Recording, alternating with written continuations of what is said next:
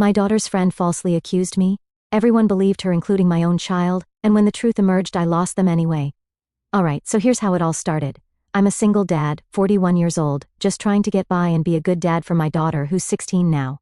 We've always been pretty close, at least I thought so. I've been doing what I can to be there for her, setting up movie nights, helping her out with school stuff, just being someone she could rely on. Everything was pretty normal, or as normal as it can be raising a teenager.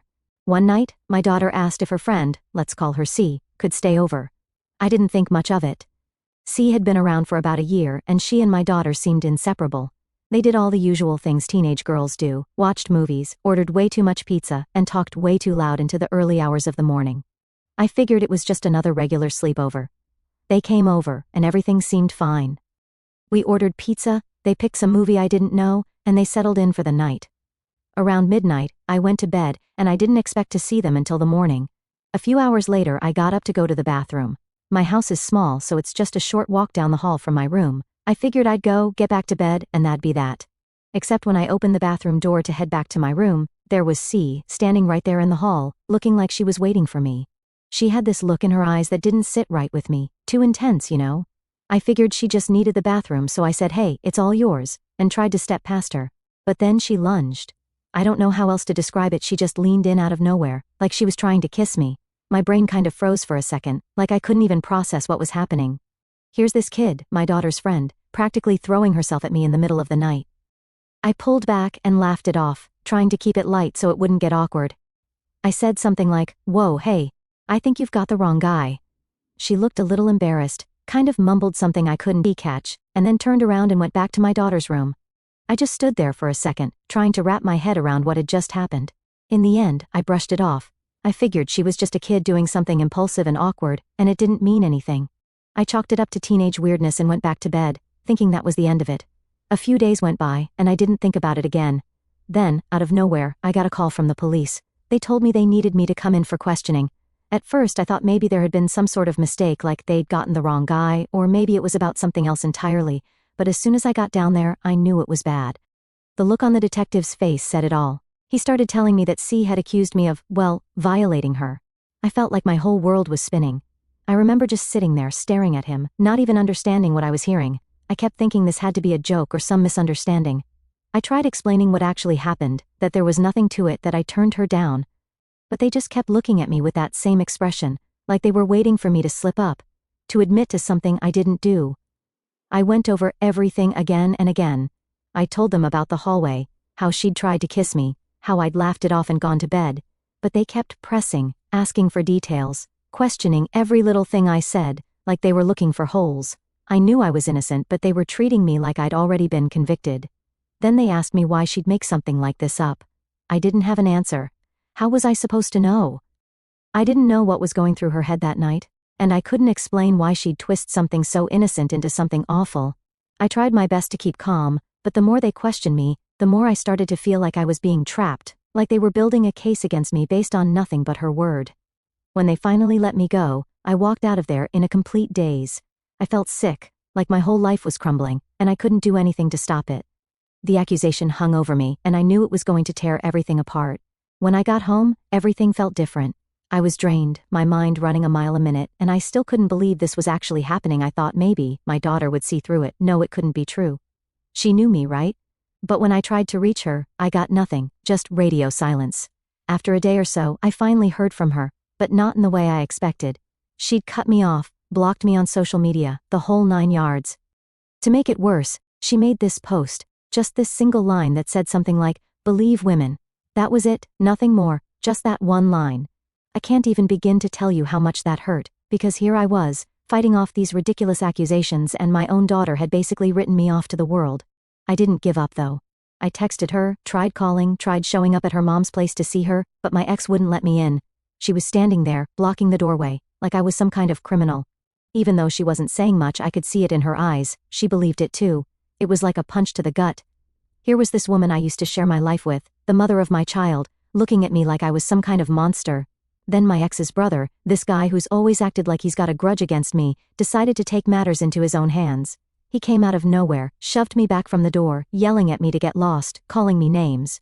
When I tried to hold my ground, tried to say I wasn't leaving until I saw my daughter, He clocked me right in the face, one good punch, and I was on the ground. All I could hear was him shouting at me to stay away.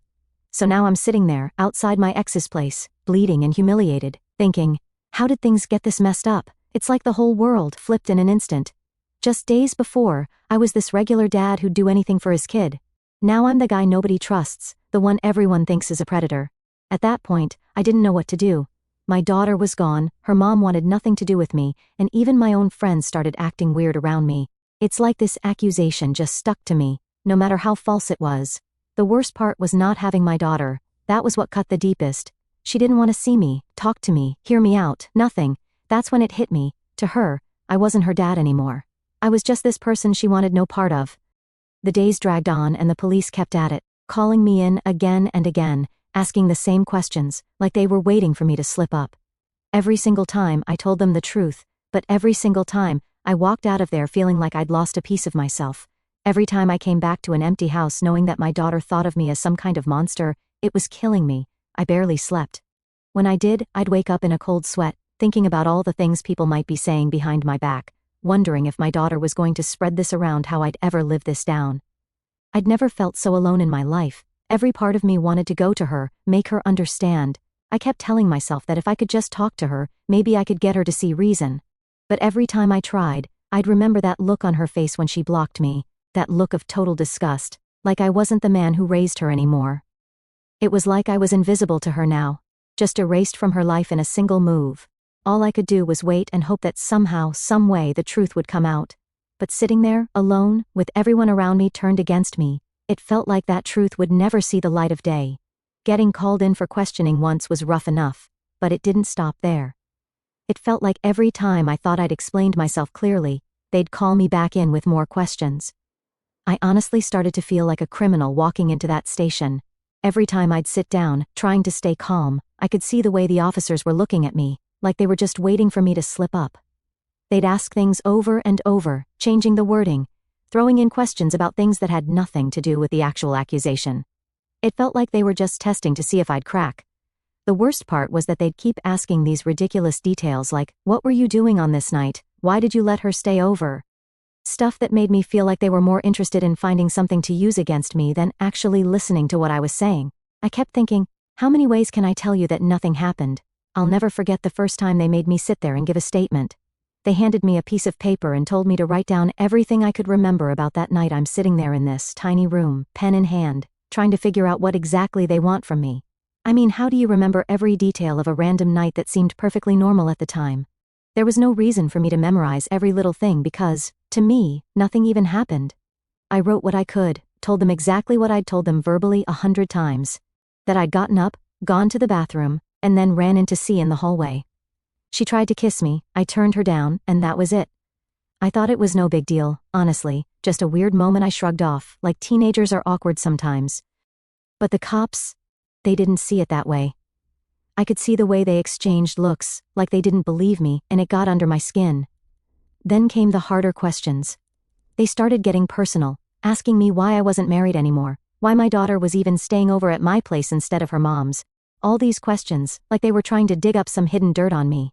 I couldn't help but feel like they had already made up their minds about me, that they decided I was guilty and they were just waiting for me to mess up.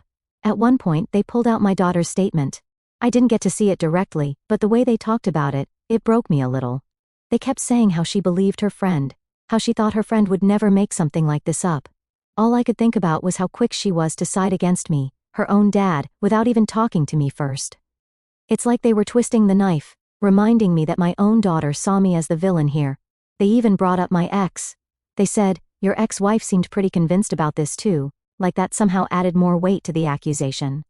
I get that divorces aren't always pretty, but we'd been decent co-parents, at least I thought so. But now it was like everyone around me was just ready to believe the worst. Each time I left that station, I was more drained than before. I'd walk out into the daylight, feeling like I'd been hit by a truck. My head was spinning with all these questions I couldn't answer, like how I'd even ended up here in the first place. Every time I got a call from them to come back, my stomach would drop. I couldn't shake the feeling that maybe they'd already decided to pin this on me, and nothing I said was going to change their minds.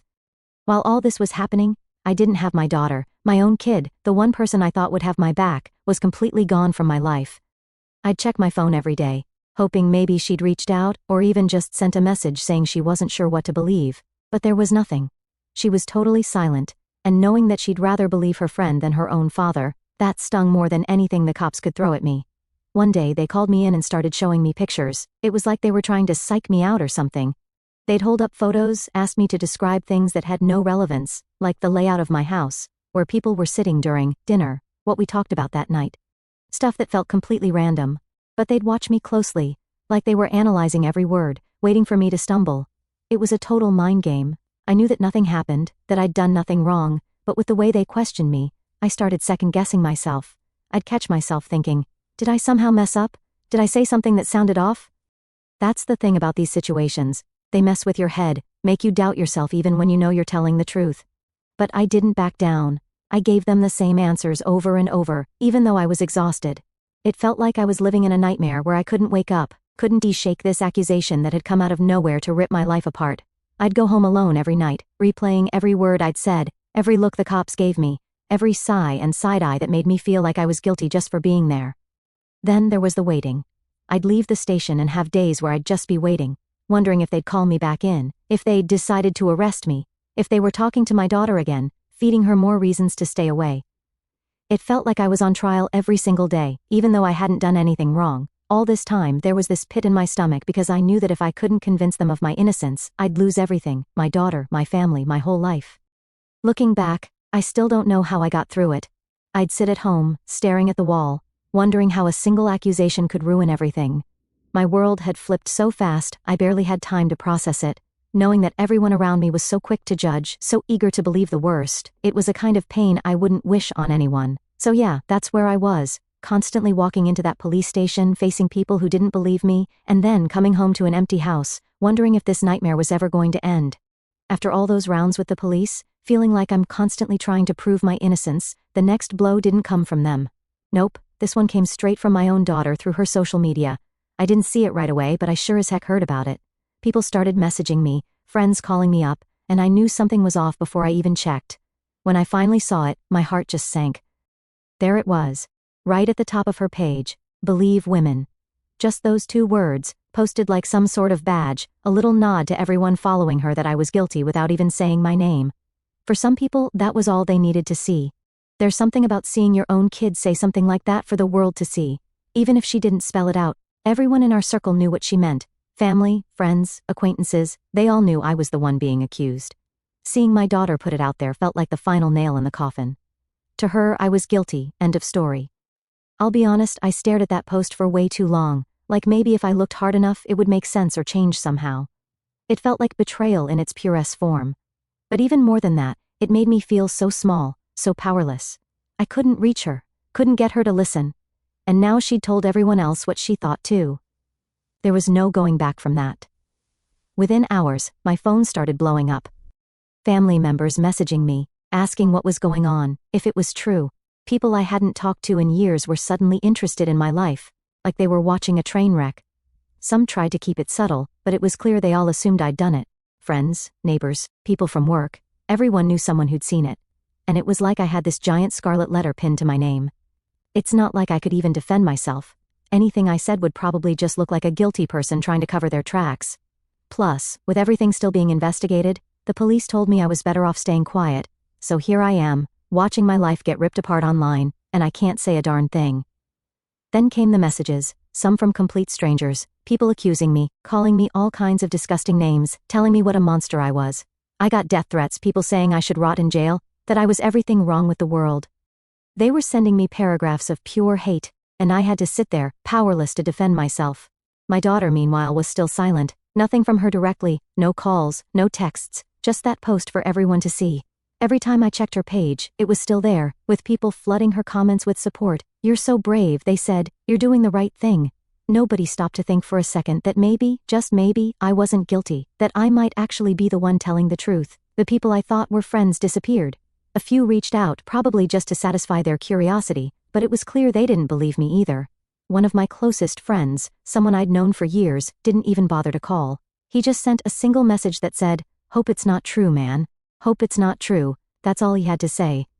It felt like everyone I'd ever trusted had vanished or turned against me in a matter of days. My daughter's post stayed up. I kept hoping she'd take it down, that maybe she'd have second thoughts, that someone would talk sense into her. But it just stayed there, like a billboard reminding everyone who followed her that I was supposed to be a monster. One day, I actually considered posting something myself. I typed out this long, angry message defending myself, saying how much it hurt to be judged without any proof, but every time I looked at it, I thought about how it'd look to everyone else. They'd see it as damage control, or an angry man trying to intimidate his daughter. No one would listen to a word I said. They'd twist it, make it seem like I was trying to guilt trip her, or pressure her into silence. So I deleted it and just sat there, feeling completely helpless. In the days that followed, I couldn't go anywhere without feeling the weight of that post. I'd run into people who knew about it, and they'd avoid eye contact or just stare, clearly wondering if they were looking at a criminal. People at work started acting weird around me too, like they didn't know what to say. To top it all off, a couple of my neighbors started avoiding me. I'd wave, and they'd pretend they didn't see me, just hurrying back into their homes like I had some kind of disease. I'd check her profile every day, hoping maybe she'd taken it down, but she didn't. The longer it stayed, the more people joined in. It became this rallying point, people applauding her bravery for speaking up or saying she was taking a stand. I wanted to scream, to tell them that she hadn't spoken to me, hadn't even tried to hear my side, but I knew that would just make things worse. It's like the more I stayed silent, the guiltier I looked, but saying anything would make it worse. So I was just stuck, unable to do anything except watch my reputation go up in flames. My own daughter had painted me as a predator, and the rest of the world was eating it up like some kind of twisted drama. What was I supposed to do? Some nights, I'd lie awake, thinking about what I could say to her, how I could explain how much this was destroying me. But then I'd remember she wasn't answering, that even if I got a hold of her, she probably wouldn't listen. In her mind, she'd already decided who I was. The worst part? Everyone else had too. I used to think social media was just a place to catch up with people, share photos, and maybe laugh at some stupid memes. I never thought it would be the thing that ripped my life apart. Now here I was, watching as my own daughter's post dragged my name through the mud while people cheered her on, oblivious to what the truth actually was. I was officially alone, and no one cared. After weeks of living in a nightmare, answering the same questions over and over, the day finally came when I got another call from the detective. This time, though, he didn't sound like he was ready to go another round with me. There was something different in his voice, something almost cautious. He told me to come down to the station because they had an update on the case. At this point, I didn't know what to expect anymore. I figured it was just more of the same. More questions, more accusations, more waiting around while they picked apart my story like I'd done something wrong. But I went in, sat down, and waited. The detective looked at me for a moment, then leaned forward, almost like he was preparing me for what he was about to say. He cleared his throat and said, "We've been reinvestigating. She's changed her story." Those words hit me like a brick. My first thought was that it was about to get worse, that somehow she'd found a way to dig the hole even deeper. But then he went on. He explained that they'd been pushing her for more details, something solid to back up her accusation, and apparently, things didn't add up. They'd started noticing inconsistencies, things that she'd left out before, details she couldn't keep straight. When they pressed her on it, she began to stumble, backtracking on certain parts of her story. He said she'd gotten flustered, couldn't keep the timeline straight, couldn't remember what she'd already told them. At first they thought it was just nerves, but the more they pushed, the shakier she got. Then he said they noticed something, her entire story was starting to fall apart. They kept asking her to clarify, to give them one clear, consistent version of events. Every time she tried, she'd mess up, say something different than she had before. Eventually she froze up, went silent, and that's when they really leaned into her. The detective said they pressured her, reminded her of the seriousness of what she was saying, how important it was to tell the truth. That's when she cracked. According to the detective, C broke down in tears and admitted that none of it was true, that I hadn't done a thing to her. She confessed that the real reason she accused me was because of her mom's boyfriend. He was the one who'd hurt her, but she couldn't bring herself to accuse him directly. She was scared of him, felt trapped, and didn't know what else to do. She said that pointing the finger at me had seemed easier, safer somehow, since I wasn't really part of her life. When I heard those words, I didn't feel the relief I'd been waiting for. I felt a wave of anger, frustration, and hurt that I couldn't even describe. All this pain, all the sleepless nights, the way my own daughter had turned against me, it was all because I was the safe option to blame. C had completely turned my life upside down because she didn't want to face the real monster in her life. The detective went on, explaining that they were officially clearing my name and closing the case. Legally, I was off the hook. I wouldn't be arrested, wouldn't have to worry about charges hanging over my head. But as he spoke, It all felt so hollow. Sure, I was cleared in the eyes of the law, but what about everything else? My reputation, my relationships, the trust my own daughter had shattered. All of that was still in ruins. The detective could tell me I was free as much as he wanted, but it didn't change the fact that everything I cared about had already been ripped apart. I barely remember leaving the station. I must have driven home in a fog, replaying the detective's words in my mind, trying to make sense of it all. When I got home, I just sat on the couch, staring at the wall, feeling completely numb. The truth had finally come out, but it didn't fix a darn thing. I kept thinking about how easily C had turned me into her scapegoat, how quick she'd been to ruin my life because it was easier for her. The worst part? She'd done it without a second thought, without any care for the destruction she was leaving behind. I thought about my daughter, how fast she'd believed the lie, how quickly she'd shut me out and posted about believing women, as if I was guilty without a doubt. For days after, I couldn't shake this feeling of emptiness. Sure, the accusation was gone, but the damage was done. Friends, family, everyone who'd once been in my corner had treated me like I was a monster. I'd been forced into this horrible isolation, and now they expected me to just pick up and carry on like none of it had happened. Then, of course, the calls started coming in, mostly from family and people who suddenly wanted to talk after ignoring me for weeks, but I just wasn't in the mood. I couldn't shake the anger, the emptiness. The one message that really got to me was from my daughter, though. She left me a long voicemail. The second I saw it, I just stared at my phone, not sure if I wanted to listen to it. Part of me wanted to delete it right then. I mean, she'd already said everything she needed to say when she posted that believe women thing. I felt like, at that point, her loyalty was clear. But another part of me, the dad part, wanted to give her a chance. I guess there was still a part of me that hoped she had some explanation that would make this whole thing make sense. I hit play, and her voice came through, shaky and hesitant. She started off with, "Dad, I'm sorry." Right away I felt that stab of hurt all over again. Sorry? She was sorry. That was supposed to cover the weeks of heck I went through, but I kept listening even though every word felt like salt in a wound. She talked about how C was her best friend, how close they were, and how she felt like she had to believe her. She said something like, "I didn't think someone would lie about something like that, especially someone I trusted so much." Her voice was cracking, and I could hear that she was crying. By the end of it, she was saying all these things about how she missed me, how she'd been scared and confused, and how now she felt guilty. I wish I could say it made me feel better. I wish I could say hearing her apologize took away all the pain and anger I'd been carrying around, but it didn't. All I could think about was how fast she'd been to throw me under the bus. There was no hesitation, no "Dad, can we talk?" Nothing. She'd heard one accusation and went straight to condemning me, making me out to be the monster in the story. Her voicemail ended with her saying she wanted to come over and talk face to face. She said she needed to see me, to make things right. She kept saying how sorry she was, like repeating it would fix everything, but all it did was make me feel even emptier. Hearing her voice, knowing she was hurting now, didn't bring me any satisfaction. It didn't undo the fact that she'd already decided I was guilty before anyone even got a chance to investigate. That evening I sat on the couch, phone in my hand, just staring at her name in my contacts. I kept asking myself if I should give her a chance, let her come over and try to explain herself in person. But every time I thought about it, I felt this wall go up. I couldn't shake the betrayal. My own kid had judged me without hesitation, and now, after it was all over, she wanted to talk. Around 8 o'clock, there was a knock on my door. I didn't even have to check. I knew it was her. She'd been texting all day saying she was on her way and asking if I'd please let her in. But when I heard her voice pleading on the other side of the door, I couldn't bring myself to answer. I just sat there feeling this mix of anger and sadness. She stayed outside for a while, knocking, calling my name. I could hear her through the door saying, "Dad, please, I need to talk to you." But I couldn't do it. Every part of me wanted to open the door to just hug her, forgive her, tell her everything would be okay. But then I'd remember all those nights I spent alone, knowing she'd chosen to believe the worst of me. It was like I was stuck between being her dad and being a stranger she'd hurt, and I didn't know which one I was supposed to be. After a while she left, and I thought maybe that would be the end of it.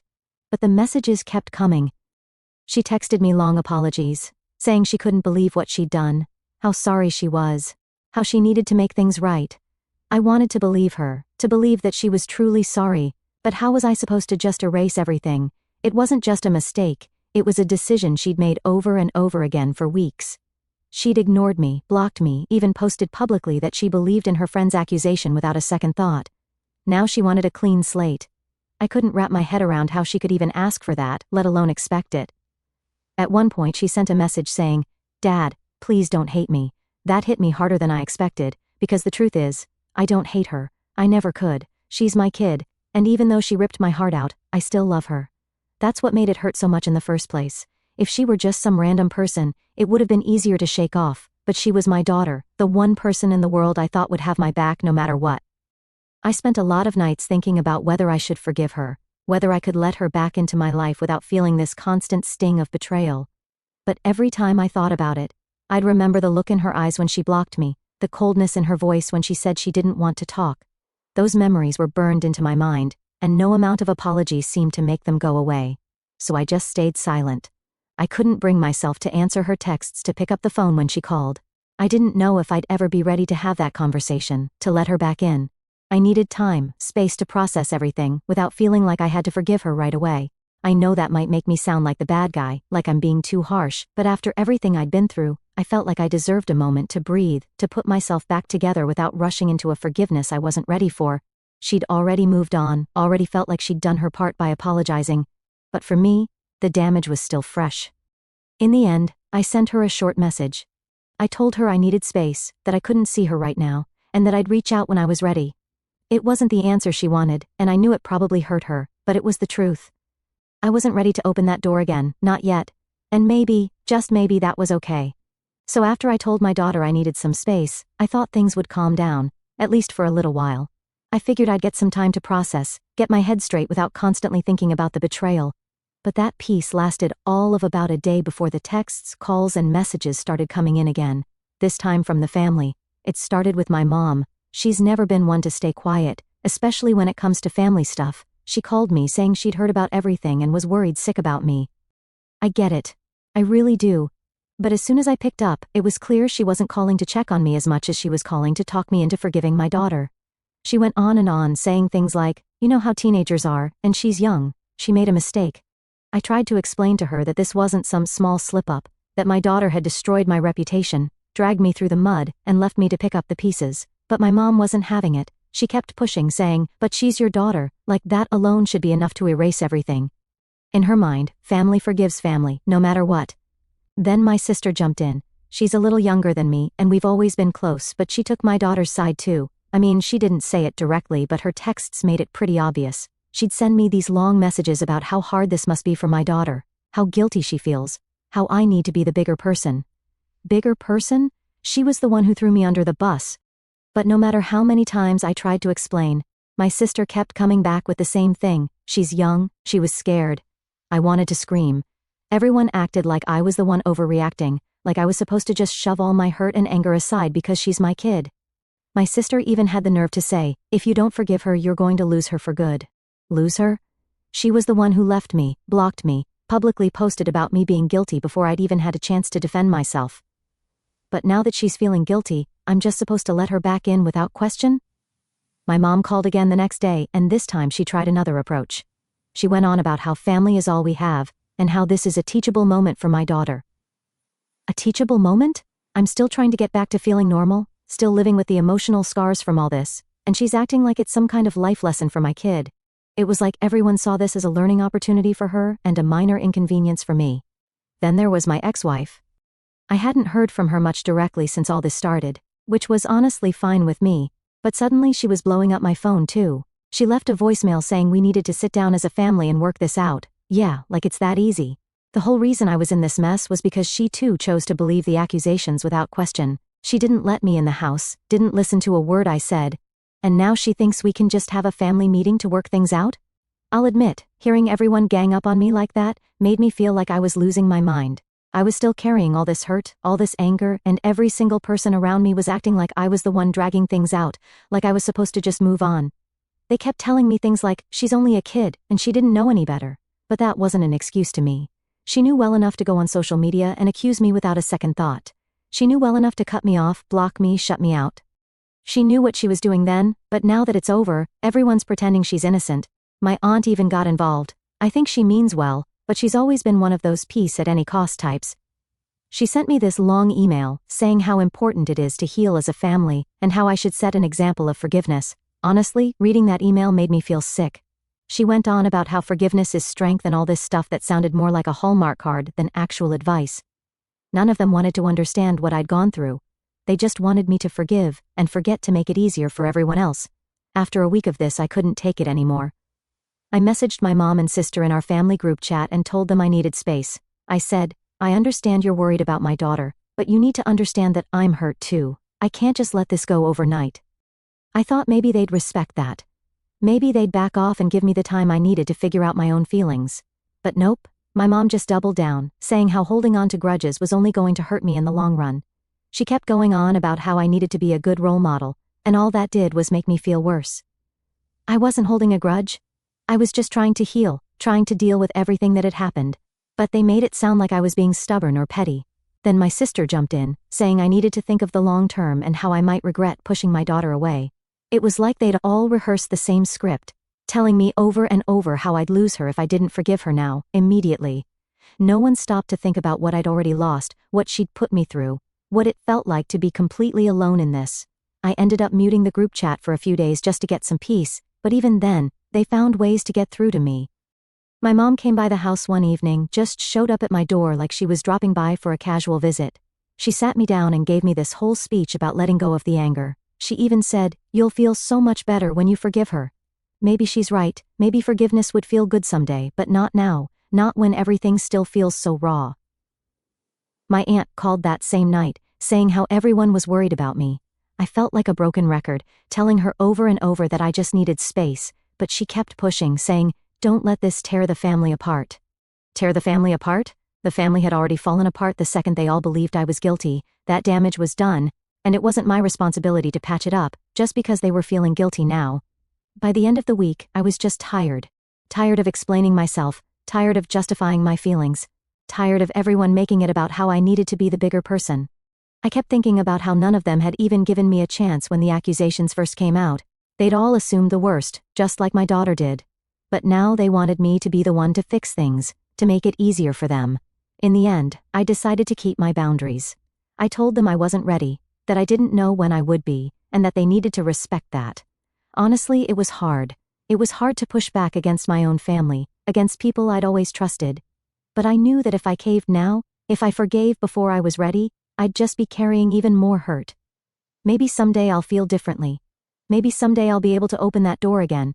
But for now, I just need some time. If they can't understand that, then maybe they never really understood me at all. Last update: after everything, I realized I couldn't stay here.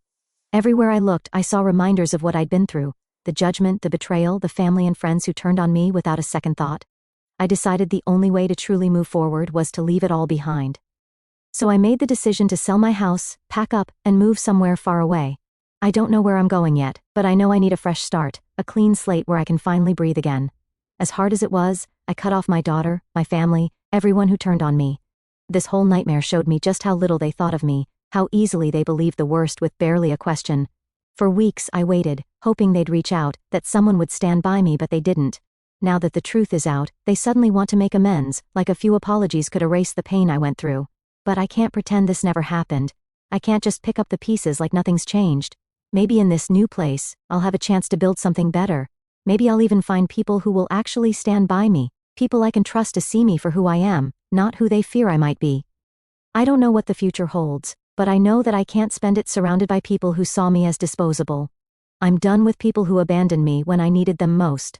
So yeah, that's it, a new beginning, far from anyone who let me down. It's scary, but I'm ready to find a place where I can finally feel at peace again.